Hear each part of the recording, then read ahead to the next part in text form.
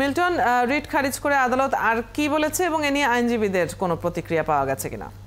অদিত, আপনি জানেন যে দুটো বিষয় নিয়ে রিট আবেদনটি হয়েছিল। তার মধ্যে একটি বিষয় ছিল প্রাণঘাতী অস্ত্রের ব্যবহার বন্ধ, আরেকটি হচ্ছে 6 জন সমন্বয়ককে যারা ডিবি অফিসে নিরাপত্তা হেফাজতে ছিলেন তাদের মুক্তি চেয়ে। যেহেতু এর মধ্যে 6 জন সমন্বয়কারী কোটা আন্দোলনের তারা ডিবি অফিস থেকে মুক্ত হয়েছেন, ফলে রিটের যে একটি অংশ সেই অংশটি অনেক আগেই অকার্যকর হয়ে গিয়েছে এবং পরবর্তীতে যেই অংশটি নিয়ে আজকের বা শুনানিটি হয়েছে মূলত সেটি ছিল যে যে কোনো সমাবেশে, শান্তিপূর্ণ সমাবেশে বা যে কোনো সমাবেশে সেখানে প্রাণঘাতী অস্ত্রের ব্যবহার করা যাবে কি যাবে না।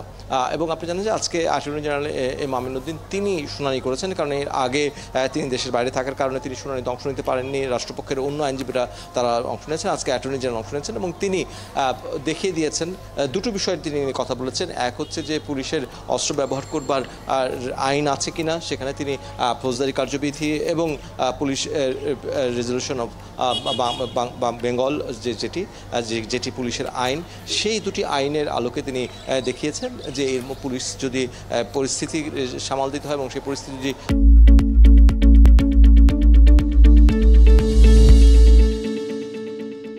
সংঘাতপূর্ণ হয়, সেই পরিস্থিতিতে যদি পুলিশের প্রাণনাশের সংখ্যা থাকে তাহলে পুলিশ গুলি করতে পারবে এবং সেটি আইনে তার সুস্পষ্ট নির্দেশনা আছে।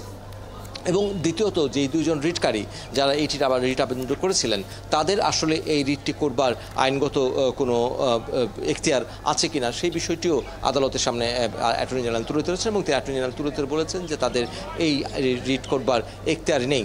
সেই সঙ্গে অ্যাটর্নি জেনারেল এইটিও দিকে দেখানোর চেষ্টা করেছেন যে তারা এক ধরনের রাজনৈতিক উদ্দেশ্য প্রণোদিত হয়ে এই রিট আবেদনটা করেছিলেন। বিশেষ করে তাদের অতি সাম্প্রতিক যে ফেসবুক পোস্ট সেগুলো আদালতের সামনে উপস্থাপন করে বলেছেন যে তারা আগে থেকেই তারা এক দফার আন্দোলন এবং সরকার হটানোর যে আন্দোলন সেই আন্দোলনের প্রতি সমর্থন এবং সক্রিয় অংশগ্রহণ করছেন। ফলে তারা একটি রাজনৈতিক উদ্দেশ্য নিয়ে এবং রাজনৈতিক উদ্দেশ্যে আদালতকে ব্যবহার করবার আর যেই অভিপ্রায় নিয়ে তারা এই রিট আবেদনটি করেছিলেন, ফলে এই রিট আবেদন চলতে পারে না এবং হাইকোর্ট এই যুক্তি গ্রহণ করেছেন। তারা রিট আবেদনটি সরাসরি খারিজ করে দিয়েছেন, কিন্তু হাইকোর্ট যে আদেশের সঙ্গে বলেছেন যে হ্যাঁ, পুলিশ প্রত্যেক মানুষের সংবিধান অনুযায়ী শান্তিপূর্ণ সমাবেশ করবার অধিকার আছে, মত প্রকাশের অধিকার আছে, সেই ক্ষেত্রে পুলিশ বল প্রয়োগ করতে পারবে না।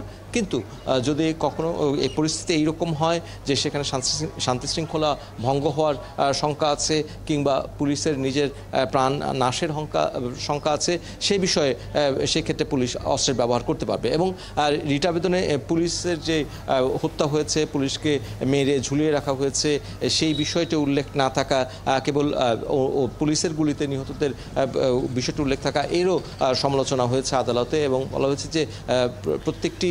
মিল্টন, আমরা এই রিট খারিজের ব্যাপারে বিস্তারিত তথ্যগুলো আপনার কাছ থেকে জেনে নিলাম। ধন্যবাদ যুক্ত হবার জন্য।